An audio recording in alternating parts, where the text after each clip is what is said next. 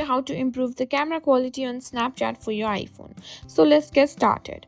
The first step is to ensure both Snapchat and your iOS are up to date.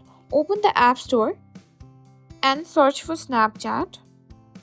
If there's an update available, tap Update. Next, check for iOS updates. Go to Settings, then on General, tap on Software Update. If an update is available, download and install it. Next, let's adjust some camera settings on your iPhone. Go to Settings,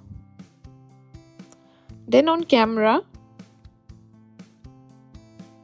Now ensure record video is set to the highest resolution available, such as 4K at 60 fps.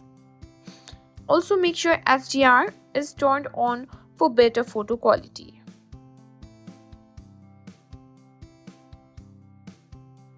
Now make sure Snapchat has the necessary permissions to use your camera. Go to Settings again, scroll down to Snapchat and ensure camera is enabled. And that's all there is to it on making and improving the camera quality on Snapchat for your iPhone. If you find this video helpful, please give it a thumbs up and subscribe to our channel.